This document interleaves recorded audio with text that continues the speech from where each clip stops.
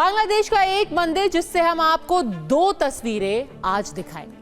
एक तस्वीर है मार्च 2021 की और दूसरी अक्टूबर 2024 की। यह है बांग्लादेश के सतखिरा में बना जशोरेश्वरी काली मंदिर। 27 मार्च 2021 को जब प्रधानमंत्री नरेंद्र मोदी बांग्लादेश के दौरे पर थे, इस दौरान वो ढाका के करीब 250 किलोमीटर दूर जशोरेश्वरी मंदिर गए।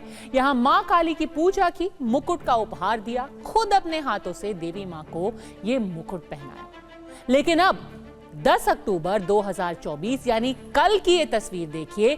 दिन गुरुवार का और मुहूर्त शारदीय नवरात्र की महाअष्टमी का था। लेकिन जिस बांग्लादेश में हिंदुओं का सिलसिलेवार संहार हो रहा हो, वहां आस्था, व्रत, त्योहार और पवित्र अवसर की क्या परवाह। ऐसे में भरी दोपहर में मां काली के मस्तक से मुकुट चुरा लिया गया। जब बांग्लादेश की सरकार, पुलिस और सियासी जमात को ही हिंदुओं की फिक्र नहीं है, तो भला जशोरेश्वरी मंदिर से मुकुट चुराने वाला अपराधी हिंदुओं की आस्था के इस केंद्र को अपवित्र करने से क्यों हिचकेगा। ऐसे में इस मंदिर में हिंदुस्तान के प्रधानमंत्री ने जिस मुकुट को चढ़ाया, उसे ठीक 1293 दिन बाद बांग्लादेश में दिन दहाड़े चुरा लिया गया। अब ये देखकर बांग्लादेश ही नहीं, भारत समेत दुनिया भर के हिंदू बेहद गुस्से में है, तकलीफ में है। लेकिन कोई करे तो क्या करे।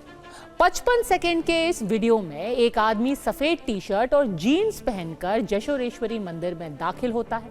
उसने मंदिर का पर्दा हटाया, मुकुट उतारा और फिर कितनी आसानी से टी शर्ट के पीछे छिपाकर बहुत ही इत्मीनान से मंदिर से निकल गया। चोर कौन है, कहां है, उसका नाम क्या है, किसी संगठन से जुड़ा हुआ है, पेशेवर अपराधी है। 24 घंटे से ज्यादा गुजर गए हैं, लेकिन बांग्लादेश की पुलिस उसे ढूंढना तो दूर, उसकी पहचान तक नहीं कर पाई है। बांग्लादेश के अखबारों में छपी खबरों के मुताबिक कल दोपहर 2 बजे पुजारी दिलीप मुखर्जी ने पूजा पाठ के बाद मंदिर को बंद किया और अपने घर चले गए। इसके कुछ देर बाद मंदिर की साफ सफाई करने वाले सेवादार पहुंचे। वो मंदिर की सफाई कर ही रहे थे कि उनकी नजर मां काल की मूर्ति पर पड़ी और उन्हें देखा कि मुकुट गायब था। मंदिर प्रबंधन ने इसकी शिकायत स्थानीय श्यामनगर थाने में की। पुलिस को सीसीटीवी फुटेज मुहैया कराया, लेकिन थाने के इंस्पेक्टर तैजुल इस्लाम के मुताबिक वो चोर की पहचान के लिए सीसीटीवी फुटेज की अभी भी जांच कर रहे हैं, लेकिन इसमें सफलता अभी तक कोई नहीं मिली। अब चोर की पहचान ही नहीं हुई तो उसकी गिरफ्तारी की बात तो बहुत दूर की कौड़ी है। मुकुट की चोरी किसी साधारण मंदिर से नहीं हुई है, बल्कि ये मंदिर 51 सिद्ध पीठों में से एक है। लेकिन दुख की बात यह कि ये पवित्र स्थल बांग्लादेश में है। मान्यताओं के मुताबिक इस मंदिर में माता सती की बाईं हथेली गिरी थी। इसका नाम जशोरेश्वरी इसलिए रखा गया क्योंकि ये जैसोर जिले में है। इस मंदिर का निर्माण 12वीं शताब्दी में अनारी नाम के एक ब्राह्मण ने करवाया था। इसमें 100 दरवाजे हुआ करते थे। 13वीं शताब्दी में लक्ष्मण सेन और 16वीं शताब्दी में राजा प्रतापादित्य ने इसका पुनर्निर्माण किया था। इस मंदिर में हिंदुओं की आस्था बहुत गहरी है।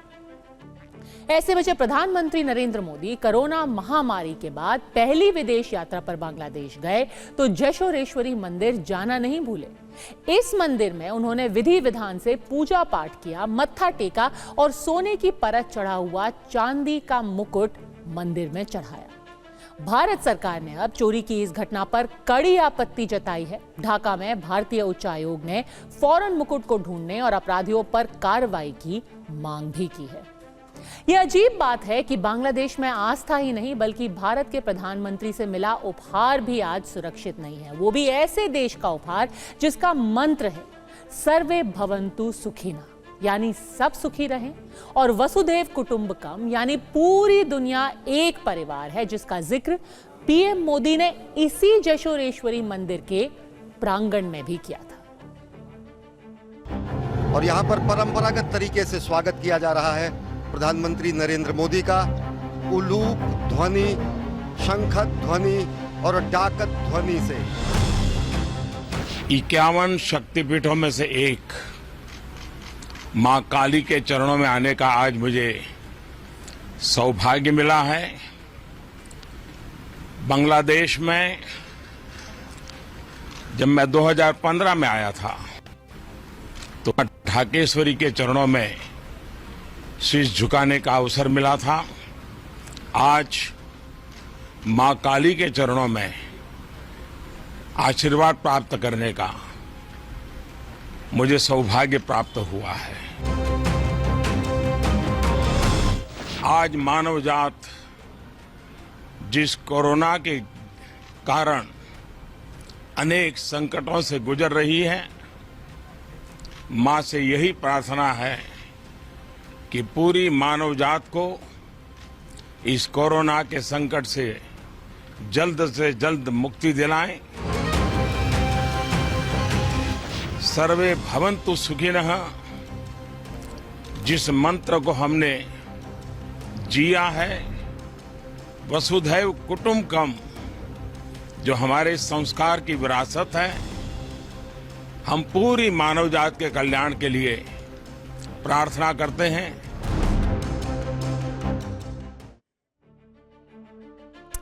बांग्लादेश में वो सब कुछ हो रहा है जो वसुधैव कुटुंबकम के खिलाफ है। इसका एक और उदाहरण वहां से आया एक ऐसा वीडियो है जिसमें नवरात्रि में दुर्गा पूजा पंडाल के मंच पर कट्टरपंथियों ने मजहबी तराने गाए। मंच पर जो लोग बांग्ला में इस्लामिक गाने गा रहे हैं वो कट्टरपंथी जमाते इस्लामी की स्टूडेंट विंग से जुड़े हैं। आप यकीन करेंगे इन लोगों ने दुर्गा पूजा के पंडाल में किस तरीके का गाना गाया।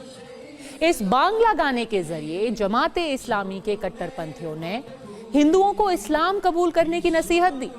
ये लोग कह रहे हैं कि आओ इस्लाम अपनाओ और भाईचारे का हिस्सा बन जाओ। लेकिन ये कैसा भाईचारा है जिसमें हिंदुओं से सनातन धर्म छोड़कर इस्लाम कबूल करने को कहा जा रहा है, और वो भी उनके ही पूजा पंडाल के अंदर, उन्हीं के मंच पर खड़े होकर।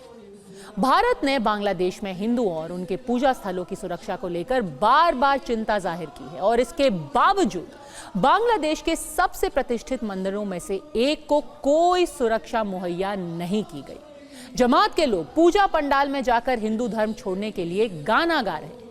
मोहम्मद यूनुस के उन सभी आश्वासनों का क्या हुआ जहां उन्होंने बोला था कि बांग्लादेश में अल्पसंख्यकों को डरने की कोई जरूरत नहीं। बांग्लादेश के हिंदू समुदाय का गुस्सा, उनका डर कोई भी समझ सकता है, क्योंकि 5 अगस्त के बाद शायद ही कोई ऐसा दिन बीता हो जब किसी मंदिर, किसी हिंदू के घर, किसी हिंदू संस्था पर हमला ना किया गया हो, उसे धमकी ना दी गई हो, या फिर किसी तरीके से उसे अपमानित ना किया गया हो।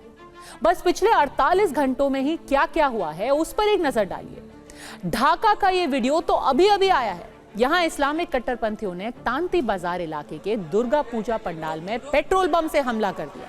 इसमें कई श्रद्धालु बुरी तरह से जख्मी हो गए। ऐसे संवेदनशील वक्त पर जब सभी हिंदू देवी दुर्गा से प्रार्थना कर रहे हैं, कैसे उपद्रवियों को ऐसी खुली छूट मिल सकती है। नवरात्रि में ठीक महाअष्टमी के दिन बांग्लादेश के बरिसाल में कट्टरपंथियों ने मां दुर्गा की मूर्ति तोड़ दी। ऐसे में मजबूरी में हिंदुओं ने यहां एक बैनर टांगकर अपनी अधूरी पूजा पूरी की। बात अब रंगपुर की करते हैं। वहां भी कुछ ऐसा ही करने की साजिश थी। अब्दुल्ला नाम का यह आदमी मंदिर पर हमला करने पहुंचा था, लेकिन लोगों ने समय रहते इसे पकड़कर पुलिस के हवाले कर दिया। चटगांव में भी दुर्गा पूजा पंडाल में हमले का प्लान था, लेकिन यहां पुलिस वाले पहुंच गए और बड़ी मुश्किल से हमलावरों पर काबू पाया। ये तो हद ही है कि दुर्गा पूजा पंडाल में लोकल मुस्लिम पहुंचे और मूर्तियों के सामने नमाज पढ़ने लगे। कहीं कहीं दिखाने के लिए बांग्लादेश की पुलिस दुर्गा पूजा पंडालों की सुरक्षा में जुटी है, लेकिन ज्यादातर जगहों पर दुर्गा पूजा कट्टरपंथियों की रहम पर ही टिकी हुई दिखाई देती है। बांग्लादेश में जो हो रहा है उसका असर भारत के लोगों पर भी है। ऐसे में दिल्ली के चाणक्यपुरी में दुर्गा पूजा पंडाल में बांग्लादेश में हिंदुओं पर जारी जुल्म के खिलाफ कुछ इस तरह से आवाज उठाई जा रही है। यहाँ एक बड़ा सा बैनर लगाया गया है जिसमें दुनिया भर के अखबारों में बांग्लादेश में जो अत्याचार किए जा रहे हैं उनकी खबरें दर्ज है। विरोध के इस अनूठे तरीके पर TV9 ने आपके लिए एक विशेष रिपोर्ट तैयार की है। देश भर में दुर्गा पूजा की धूम है और दुर्गा पूजा एक ऐसा त्योहार जिसमें बहुत सारे लोग एक जगह एक साथ इकट्ठा होते हैं और कई सारे सोशल मैसेज भी दुर्गा पूजा के माध्यम से बांटे जाते हैं। इस वक्त मैं दिल्ली के चाणक्यपुरी में मौजूद हूं और चाणक्यपुरी में दुर्गा पूजा का पंडाल बना हुआ है और इस पंडाल की खासियत ये है कि इस पंडाल में दूसरे पंडाल से इतर एक मैसेज देने की कोशिश की गई है और ये मैसेज है बांग्लादेश में हाल फिलहाल में जो कुछ भी हुआ उसकी ये तस्वीर। हमारे साथ जॉय मुखर्जी सर हैं। सर, एक बात बताएं कि ये जो कटआउट्स हैं इसका क्या मैसेज है? रिसेंटली जो इंसिडेंट कुछ सुनने में आ रहा है बांग्लादेश में पिछले कुछ महीने से हो रहा है after the change over of the government is very concerning for all the people around the world, specially Hindu community. वहाँ माइनॉरिटीज़ के साथ जो ये दुर्व्यवहार, एक सेंस ऑफ इनसिक्योरिटी डेवलप हो रही है। आपने सुना होगा इस्कॉन में अटैक हुआ है, कल भी ढाकेश्वरी मंदिर में प्राइम मिनिस्टर मोदी ने जो क्राउन माँ काली के वहाँ पे दिया था उसका चोरी होने का खबर आया है और ये दिन प्रतिदिन ये सिचुएशन बढ़ती जा रही है। मुझे लगता है कि ये एक ह्यूमैनिटेरियन ग्राउंड में, एक इंसानियत के नाते ये बहुत ज़रूरी है। सारे विश्व के Hindu community and not only Hindu community, it is for everybody. जो भी माइनॉरिटी है वहाँ पे, क्रिश्चियंस हैं, बौद्धिस्ट हैं, सबका सिक्योरिटी और उनके प्रति एक संवेदना रखना एक सरकार की जिम्मेवारी है। तो ये इसी का ही प्रतिबिंब है। हाल फिलहाल के दिनों में जैसा कि बांग्लादेश सरकार के भी कई सारे नुमाइंदों ने कहा कि इस तरीके से नहीं हुआ है जिस तरीके से हिंदू कम्युनिटी के एट्रोसिटीज को दिखाया जा रहा है, लेकिन जो पूरी दुनिया के अखबारों में छपा है उनके कटआउट्स को यहाँ पे लगाया गया है और यह बताने की कोशिश है कि आखिरकार बांग्लादेश में हो क्या। बांग्लादेश में प्राचीन मंदिरों की पूरी सीरीज है। यहाँ ऐसे ऐसे मंदिर थे या अभी भी मौजूद हैं जो वास्तुकला, धर्म और अध्यात्म के लिहाज से अतुलनीय हैं, लेकिन अब ये तमाम मंदिर निशाने पर आ गए हैं। इसमें पबना का हंडियाल जगन्नाथ मंदिर, फरीदपुर का मथुरापुर देउल मंदिर, बागेरहाट का कोडला मठ, सिराजगंज का बंगला घर मंदिर, मदारीपुर का राजाराम मंदिर, पबना जिले का ही एक और गोपीनाथ जोर बांग्ला मंदिर, राजशाही का पुथिया गोविंदा मंदिर और दिनाजपुर का कांताजी मंदिर शामिल है। साथ ही साथ सतखीरा में अन्नपूर्णा मंदिर, इसी इलाके में जेशोरेश्वरी सिद्धपीठ भी मौजूद है और जयशोर का 11 शिव मंदिर। ऐसे 30 मंदिर की पूरी सूची यूनेस्को ने जारी की है, जो अद्भुत ही नहीं अविश्वसनीय है। ये मंदिर बेहद ही भले ही अविश्वसनीय हो, लेकिन बांग्लादेश की सरकार अपना विश्वास खो चुकी है। कम से कम हिंदुओं और बाकी सभी अल्पसंख्यकों में तो मोहम्मद यूनुस की अंतरिम सरकार पर अब जरा भी विश्वास नहीं रहा, क्योंकि दुर्गा पूजा पंडालों पर पेट्रोल बम से हमले हो रहे हैं। कट्टरपंथी जमात पूजा के मंच पर कब्जा कर इस्लाम का प्रचार कर रहे हैं। कहा तो ये भी जा रहा है कि शांति के नोबेल पुरस्कार विजेता मोहम्मद यूनुस अब दुर्गा पूजा पंडालों में जा करके एक trust building, confidence building exercise करने की कोशिश करेंगे। लेकिन क्या इस फोटो ऑप से बांग्लादेशी हिंदुओं को सुरक्षा की गारंटी मिल जाएगी? क्योंकि ऐसा ही फोटो ऑप उन्होंने 5 अगस्त के बाद भी किया था। ढाकेश्वरी मंदिर में गए थे, हिंदुओं से बात की थी, उन्हें सुरक्षा का भरोसा दिया था, लेकिन इसका असर जमीन पर एक तिनका भी नहीं दिखाई दिया। 20 अगस्त तक पूरे बांग्लादेश में नॉन स्टॉप हमले होते रहे। ऐसे में अब मोहम्मद यूनुस की ब्रांड इमेज भी खतरे में है, क्योंकि उनकी इज्जत पूरी दुनिया में बहुत है, लेकिन जिस तरह से उनकी अंतरिम सरकार में शामिल लोगों के कट्टरपंथी, चरमपंथी लिंक अब सामने आए हैं, उससे अब यूनुस साहब की कथनी और करनी में फर्क साफ नजर आने लगा है। एक तरफ रूस और यूक्रेन के बीच जंग चल रही है, तो दूसरी तरफ मिडिल ईस्ट में चल रहा युद्ध विध्वंसक होता जा रहा है। वॉर फ्रंट में इजराइल और ईरान अब बिल्कुल आमने सामने खड़े हो गए। इजराइल अब ईरान के तेल ठिकानों पर बड़े हमले करने का प्लान बना रहा है, लेकिन ईरान ने ऐसा दाव चला है कि उसके चक्रव्यूह में कई दूसरे देश भी आग की लपटों में घिर सकते हैं। इतना ही नहीं, ईरान की बदली हुई युद्ध नीति से दुनिया में महामंदी का संकट भी पैदा हो सकता है। आखिर इजराइल के हमलों से बचने के लिए ईरान के सुप्रीम लीडर आयतुल्लाह खामेनेई ने ऐसा कौन सा दाव चला है जिससे खाड़ी देशों के साथ साथ अमेरिका की चिंता भी बढ़ गई है। हालांकि दुनिया के लिए भी ये चिंता बढ़ गई है कि अगर ईरान पर इजराइल ने हमला किया तो ग्लोबल मंदी के साथ ग्लोबल व्यापार भी तबाह हो जाएगा। ये सब क्यों कहा जा रहा है, देखिए इस रिपोर्ट में। ईरान और इजराइल के बीच टकराव अब उस मुकाम पर पहुंच गया है जहां पूरी दुनिया के सामने बहुत बड़ा खतरा पैदा हो गया है।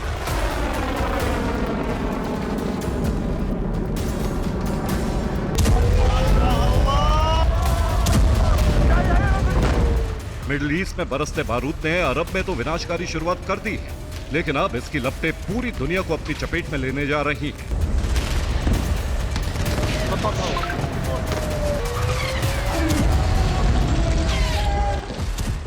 इजराइल के विध्वंसक हमलों के बाद ईरान ने अपनी युद्ध नीति में बदलाव करते हुए ऐसा चक्रव्यूह रचा है जिसमें पूरी दुनिया फंसती दिख रही है। ऐसे में संभावित खतरों को देखकर दुनिया में आर्थिक तबाही का डर भी बढ़ गया है।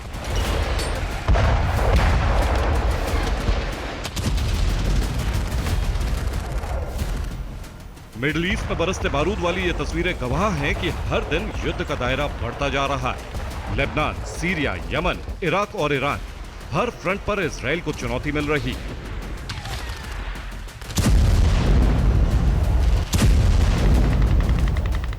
ईरानी प्रॉक्सी के हमलों से लाल सागर भी खोल रहा है।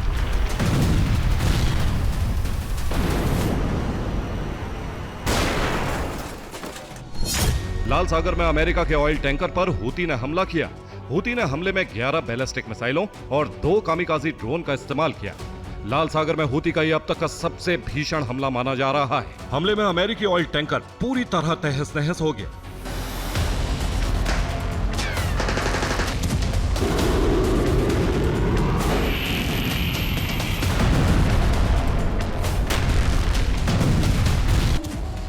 ईरानी प्रॉक्सी इजराइल को हर तरफ से घेर रहे हैं। इस बीच कतैब हिजबुल्लाह ने अल्टीमेटम दिया है कि हम एनर्जी वॉर शुरू नहीं कर रहे, लेकिन ईरान या इराक के तेल संयंत्र पर हमला हुआ तो दुनिया हर दिन 12 मिलियन बैरल तेल की कमी का सामना करेगी। मिडिल ईस्ट और अरब देशों में लगी आग पूरी दुनिया को जला रही है। साफ दिख रहा है कि दुनिया के जो देश इस जंग में शामिल नहीं हैं, वो भी इस युद्ध की मार झेलेंगे।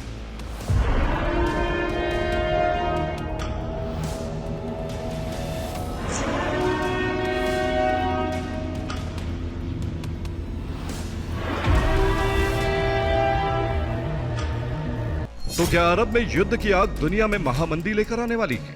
क्या ईरान इजराइल संघर्ष बढ़ा तो ग्लोबल व्यापार को नुकसान पहुंचेगा? क्या ईरान की युद्ध नीति से तेल के दाम बेतहाशा बढ़ने वाले हैं? क्या अरब का संकट दुनिया में महंगाई और बेरोजगारी को बढ़ाएगा?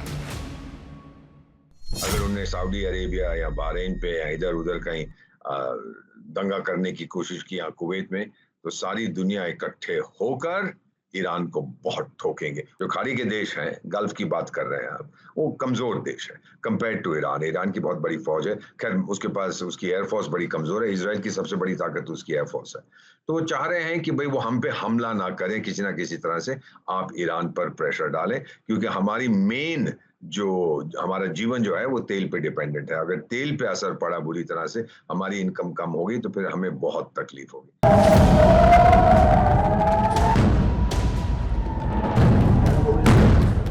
इजराइल ने ईरान को कभी ना भूलने वाला सबक सिखाने का ऐलान कर रखा है, यानी ये जंग अभी और बढ़ेगी। मतलब इजराइल के हमले ना रुके तो ईरान इजराइल को तबाह करने के लिए हर मोर्चे पर दांव चलेगा।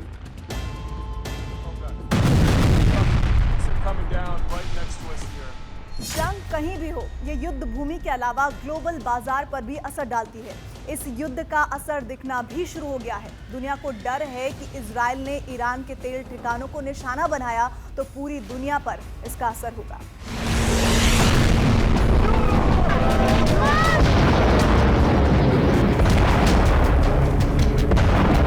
ईरान और इजराइल के बीच बढ़ते तनाव के बाद बाजार पर उसका असर दिखने लगा है। कच्चे तेल की कीमतें भी बढ़नी शुरू हो गई हैं। ईरान इजराइल के तनाव से न सिर्फ तेल के दाम बेकाबू होंगे, बल्कि दुनिया एक बार फिर मंदी की चपेट में आ सकती है।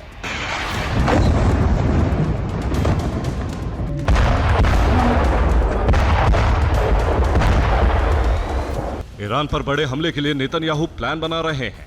इजराइल अब ईरान के तेल ठिकानों को तबाह करने की फिराक में है, लेकिन उससे पहले ही ईरान ने अपना दांव चल दिया है। ईरान ने ऐसा दांव चला है जिससे कई देशों में खलबली मच गई है। ईरान ने चेतावनी दी है कि अगर उसके तेल ठिकानों पर हमला हुआ तो खाड़ी देश के तेल ठिकाने भी सुरक्षित नहीं रहेंगे। खाड़ी देश इजराइल को रोकने के लिए अमेरिका पर दबाव बना रहे हैं। खाड़ी देश ईरान के तेल ठिकानों पर हमला नहीं चाहते। खाड़ी देशों को डर है कि इजराइल के हमलों के बाद ईरानी प्रॉक्सी उनके तेल ठिकानों पर भी हमला कर सकते हैं। सऊदी अरब, यूएई और कतर समेत खाड़ी देश खुद को इस जंग में नहीं फंसाना चाहते।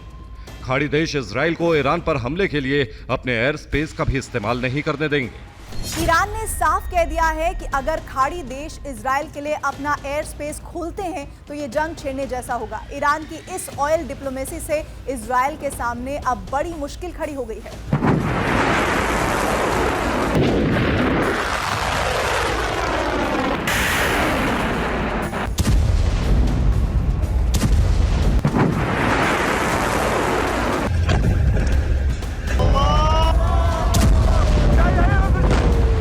2 दिन पहले सऊदी अरब के क्राउन प्रिंस और ईरानी विदेश मंत्री के बीच बातचीत भी हुई थी।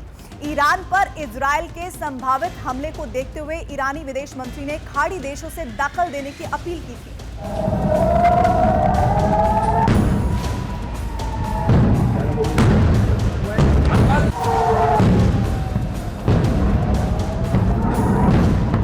हाल ही में ईरान ने 200 मिसाइलें दागकर इजराइल को चेतावनी भी दी थी। इसके बाद से ही ये कयास लगाए जा रहे हैं कि इजराइल खेमेनेई की मिसाइलों का बदला जरूर लेगा। दुनिया पर पूरा असर पड़ेगा, लेकिन क्या ये होगा? क्या इजराइल ऐसा करेगा? मेरा मानना है कि अगले 72 घंटों के अंदर इजराइल ये जरूर करेगा। इजराइल के रक्षा मंत्री ने कहा था कि ईरान को पता भी नहीं लगेगा जब हम उनके मुंह पे तमाचा मारेंगे, उनको पता नहीं लगे क्या हो गया।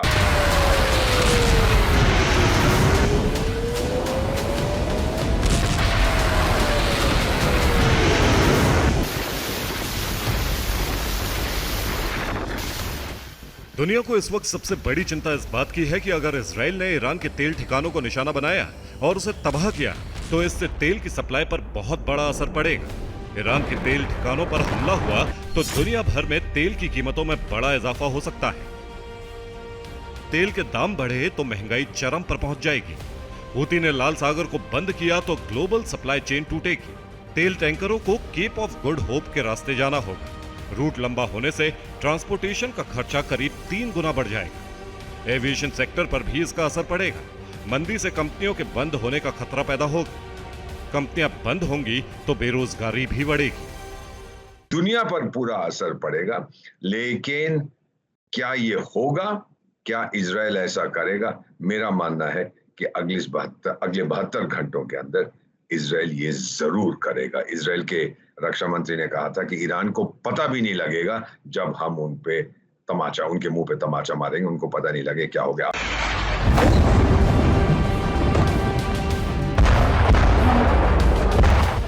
ईरान और इजराइल के बीच जिस तरह से तनाव चरम पर पहुंच गया है, उससे पूरे अरब में जंग छिड़ने का खतरा है। ईरान के तेल टैंकरों पर अगर इजराइल ने हमला कर दिया तो पूरी दुनिया में उथल-पुथल मचेगी।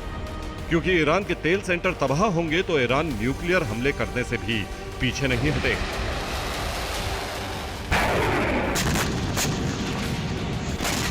इजराइल और ईरान के बीच तनाव बढ़ने से दुनिया भर में चिंता इसलिए भी बढ़ गई क्योंकि ईरान में दुनिया का दूसरा सबसे बड़ा गैस भंडार है। दुनिया का चौथा सबसे बड़ा तेल भंडार ईरान के पास है। ईरान दुनिया में तेल का 7वां सबसे बड़ा उत्पादक देश है। ईरान फिलहाल 30 लाख बैरल रोजाना तेल का उत्पादन करता है। ये कुल वैश्विक उत्पादन का लगभग 4% है।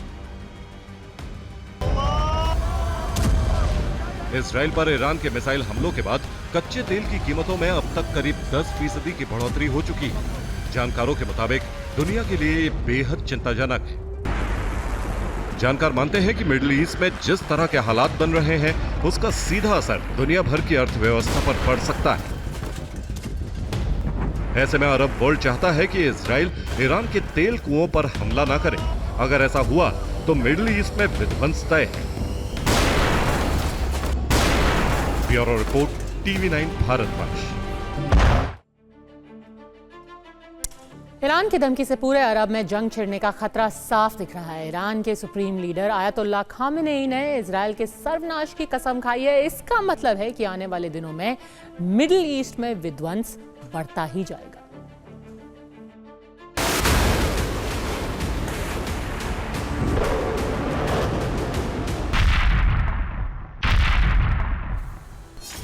इजराइल को तबाह करने के लिए ईरान अपने प्रॉक्सी संगठनों को एकजुट कर रहा है। इजराइल की घेराबंदी की जा रही है। इजराइल के हमलों का जवाब देने के लिए ईरान हर दांव आजमा रहा है।